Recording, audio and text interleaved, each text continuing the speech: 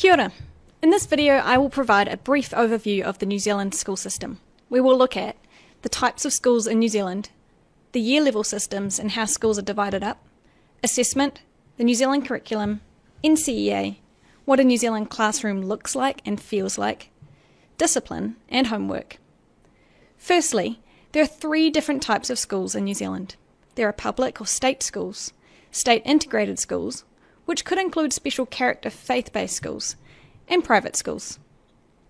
In New Zealand, the school year begins in late January and finishes in December. It is divided into 4 terms of about 10 weeks each, with 2 weeks of holidays between each term and 6 weeks of summer holidays in December and January. A child begins school when they are 5 years old and finish when they are about 18 years old. This process is divided up by year levels, from year 0 to year 13. Primary school is from year 0 to 6. Intermediate school is from year 7 to 8. However, some schools are what we call a full primary, from years 0 to 8. And high school is from years 9 to 13. Some schools are just primary schools or high schools, but other schools follow through all the way from year 0 to year 13. Schools in New Zealand usually have between 100 students and 2,000 students. Assessment in New Zealand is based on the New Zealand curriculum, and from year 0 to 10, this is low-stakes assessment. The assessment data is used to inform teaching and learning and can be reported on.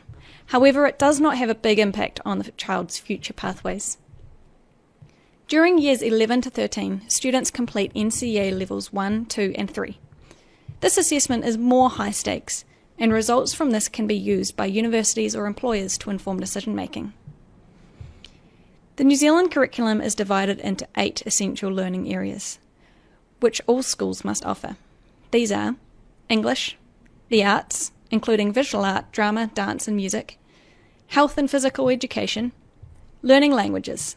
This one, however, is not essential for all schools to offer at all year levels.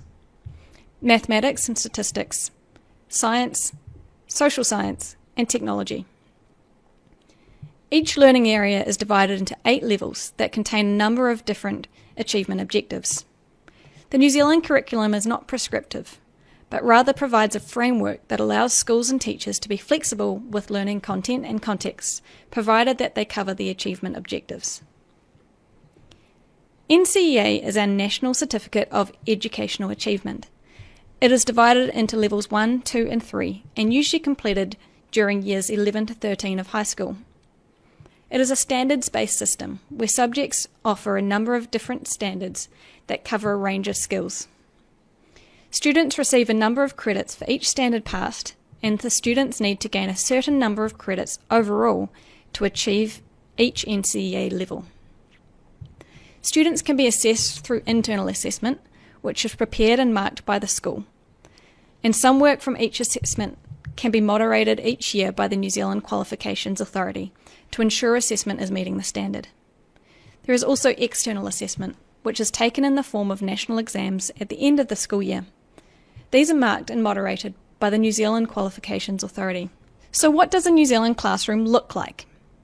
Many schools and classrooms in New Zealand have adopted a modern learning environment. This is generally categorised by open and flexible spaces, breakout rooms, and various types of furniture.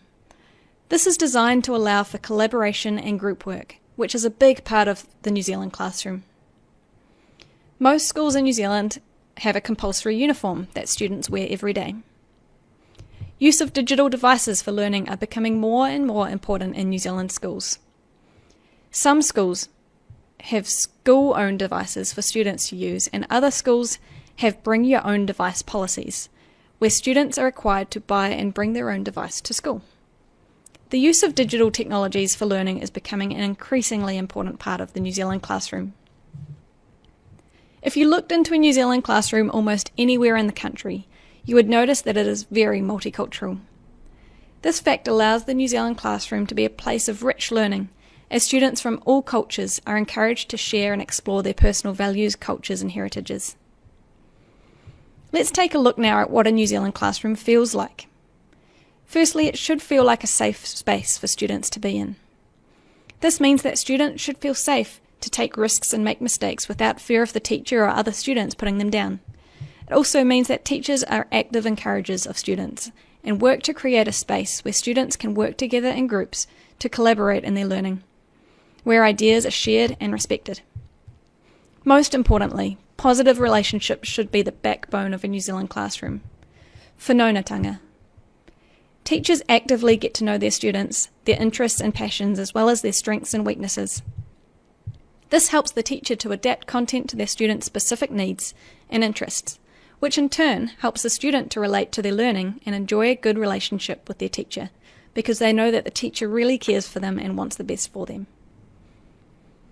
So what about discipline in a New Zealand classroom? Every classroom is different and kids will always be kids. However, the process of dealing with misbehaviour is pretty similar across all schools. In the first place, teachers are taught to focus on the positives, to constantly be praising good behaviour rather than always focusing on negative behaviour. This provides encouragement for the students to continue in good behaviour patterns.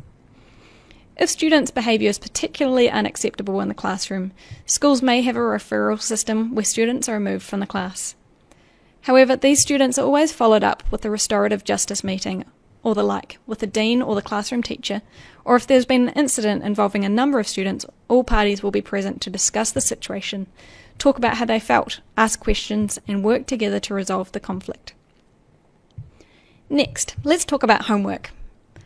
The amount of homework and type of homework varies between schools. Some schools have a no homework policy, where teachers cannot assign homework. And some schools do allow homework to be set by the classroom teacher.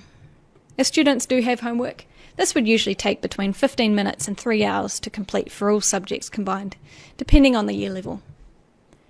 New Zealand students are often very busy after school, as they are involved in playing sports or music, or taking part in cultural clubs or youth groups, so they don't always have a lot of time at home to complete homework, which a lot of teachers and schools acknowledge. I'd like to leave you with a whakatauki, a Māori proverb. No te roro, nāku te roro, ka ora ai te iwi. With your food basket and my food basket, everyone will have enough. New Zealand has a unique partnership between the people of the land, the Māori and the Crown, which is laid out in the Treaty of Waitangi. Everyone has the responsibility to work together for the good of all, and this is particularly evident in the New Zealand school system. I hope that this video has been a helpful overview of the New Zealand school system. I have also attached a number of links in the description to websites for further reading.